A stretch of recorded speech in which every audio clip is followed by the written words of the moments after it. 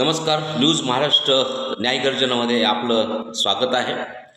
तर आपल्याला आजच्या सकाळच्या प्रहरी आपल्यास एक विषय हाती आलेला आहे की शासकीय उच्च माध्यमिक आणि माध्यमिक विद्यालयामध्ये महोंदरी तालुका कळवण जिल्हा नाशिक इथली ही घटना आहे.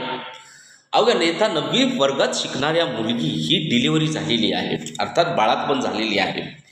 तर ती विद्यार्थी निवासी होती, विद्यार्थी गावाकडे गेली असं आदिवासी विकास प्रकल्प अधीक्षक यांचं म्हणणं आहे.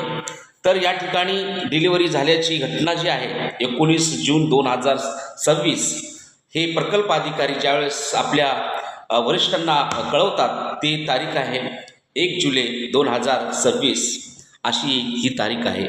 परंतु खरंच आज अनाथ मुली असतील, आज अनाथ बालक असतील, आज निवासी बालक असतील, निवासी मुली असतील, खरंच किती सुरक्षित आहेत हे महाराष्ट्र सरकारला म्हणजे गंभीरपणे चिंतन करण्याची वेळ आलेली आहे. कारण सुरक्षेचा प्रश्न जर आला असेल तर मग अनाथ आणि गरजू विद्यार्थिनी मुली ही जातील कुठं हाही महाराष्ट्राला एक पडलेला एक प्रश्न आहे.